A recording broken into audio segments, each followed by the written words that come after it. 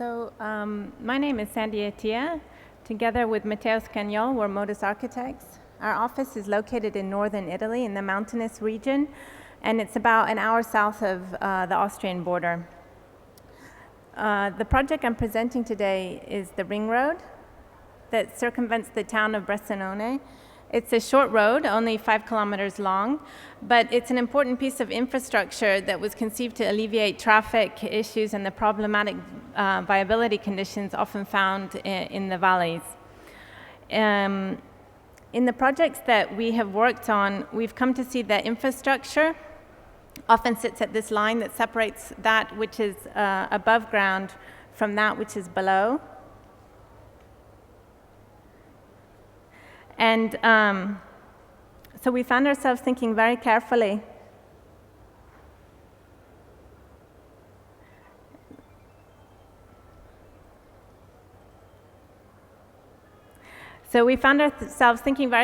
about what happens at that line and at that threshold between the connection to the ground, the threshold between the connection to the ground and the connection to the sky. So I'll just touch upon very briefly a few projects that talk about this with respect to infrastructure, because it's kind of an important aspect of the work that we do, and it gives a kind of background to the project of the ring road.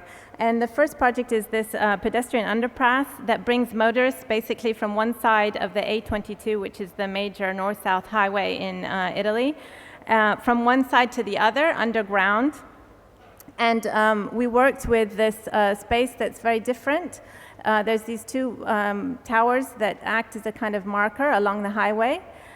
And then below ground, we worked with a sound artist to create an oral landscape where they kind of artist registered all the dialects that are found along this north-south corridor. So that's my first point, trying to find an added value to projects and creating these kind of special places between underground and above ground. Of course, there's a whole infrastructure below towns and cities, and only every so often they raise their head up above the ground, and these little architecture acts are reminders of what lay below, and besides their technical functions, they need to also respond to the conditions in which they merge above ground, and often it can be in very inconvenient places. So this is the second point, kind of figuring out how to reconcile the below ground logic with the built condition that occurs as these little acts of architecture rise their head up above the ground. So these two projects that I'll just talk about really briefly are, one is this central heating plant it just happened to, for a number of reasons, infrastructural reasons, it happened to rise its head above at the river, very next to the city center, and replacing a rooftop, a skate park. So we put the skate park on the roof. And we also had worked with a lighting consultant that communicated how much energy was being produced by this central heating station in relationship to the light. So that kind of programming of infrastructure pieces that can communicate something beyond their technical functions is also another thing that we're interested in. The third thing is, this is a subsidiary heating plant located across from a school, and we transformed it into a kind of more sculptural intervention.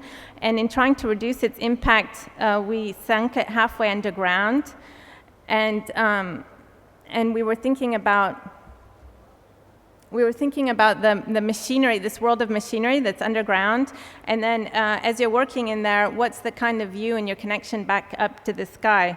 So as you step outside and look back towards it across the Isarca Valley, the town of Bressanone is a small town. It's of about 25,000 residents. And it's a place where a lot of infrastructure has to pass through, creating a rather pressurized condition, especially so because of the morphology of the valley. So there's the A22 highway on the left, there's the railway lines, and it is the north-south corridor that connects Italy to Central Europe. Two rivers come together, and wedged in between all of this, there is the city of Bressanone. And this is the trajectory of the road that you see here. And overlaid on On the section, you get an idea of the site, like the site of the valley of this road. One of the things to note is that this road has 5 galleries, so 60% of it is below ground and 40% of it is above ground. And here you see in section a more explicit description of the 822 highway, the railway line, the ring road, the Zarco River, with then the city in between. But you also see up above on the right, you see Sant'Andrea, which is a town at 2,000 meters. And this is a very normal condition that the city kind of has settlements that go up the side of the hill. And what's important is that with these kind of interventions, you also, of course, have to think about the visual impact of these infrastructures from above. But not only, there's also the sound, the impact of sound, because of course sound, it rises and kind of echoes up in these valleys, and that was also an important question. So something that is important to add is that we were brought on to work on this project towards the end of the project, in the sense that a whole team of engineers had been working on this ring road for almost a decade, and the client, which is with the province of Bolzano, decided the project needed to be refined, kind of softened up a bit, and so we were hired to do this, which is it's a bit of an unusual brief. It's kind of doing a little bit of plastic surgery, some kind of very very specific moves to try and so-called they asked us to fix the project, which is a kind of a strange situation. Anyway, so we had to come up with this strategy of where to enter into this project, a project that had been matured over a long period of time. And so we took stock quite simply of what was below ground and what was above ground, and for a number of reasons that will become clear, that which belonged or was kind of more affiliated to below ground conditions became curvilinear elements, and that which was above ground became more aligned to the line or the broken line, so more linear elements. And we also made a kind of inventory of the points at which we could intervene, which you can see here. So below you see the trajectory of this ring road with the numbers, which then correspond to these kind of elements up above. So you have the portals of the tunnels, you have the ventilation chimneys, you have the electrical substations, other gallery entry conditions, entry and exit conditions, the acoustic barrier walls, and also the retaining walls themselves of these entrances into the galleries. And it's connecting two towns, Bressanone and Varna. So you hear you see an aerial rendering of the first intervention,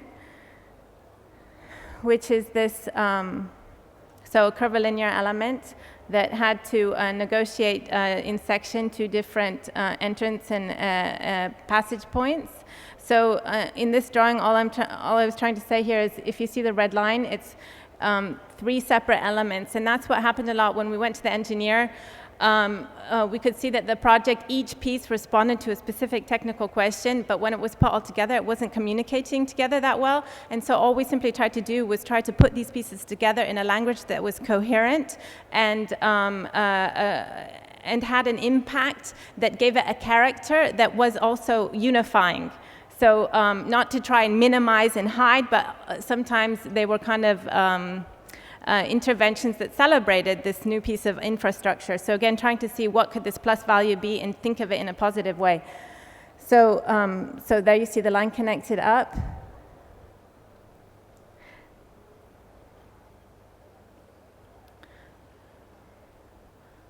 The coming out. And the side walls are these prefabricated concrete panels that are also sound absorption panels. And this is another one of the gallery entryways. So on the left was kind of the condition that we found, and we simply tried to connect that up to the groundscape in a more contiguous way.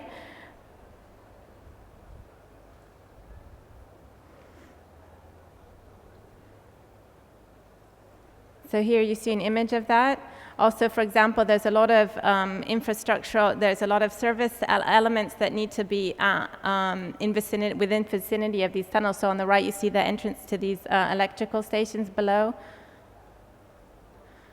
In section, closer up detail of it.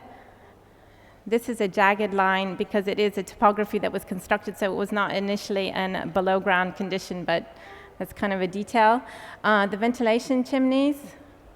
This was actually a really fascinating part of the project.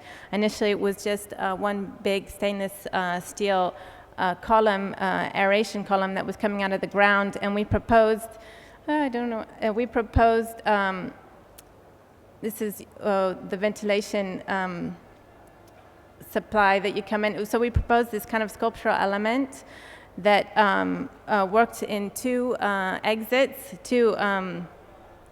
it became two ventilation chimneys in one, and they're made out of corten steel. And the scale of the human does count, even in this condition, because anyway, it is a pathway that people walk by, and it's how you view the city from above, one of the many hikes that you do around town, also in winter. And there you see it, if you can just see it in that point above. There's the acoustic barrier walls that were made out of wood. This is the central piece of the tract of the ring road.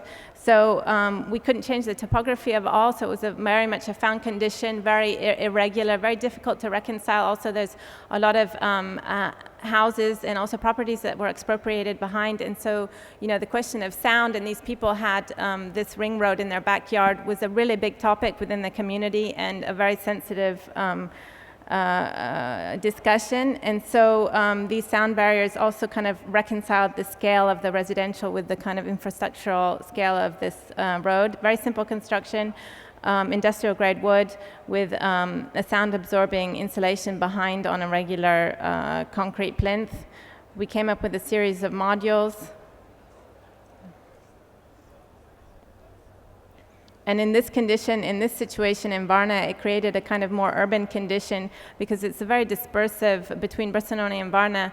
It's kind of a very suburban condition, very difficult to navigate, let's say, between these two towns.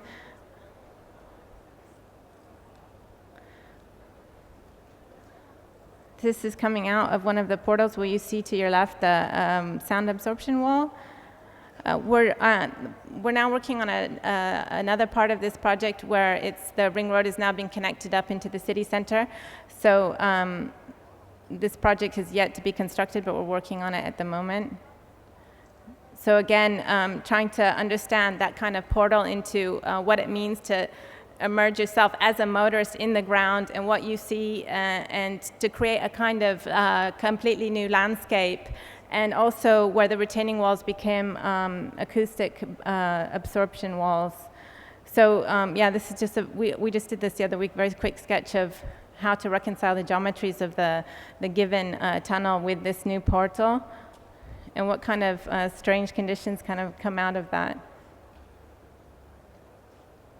Thank you.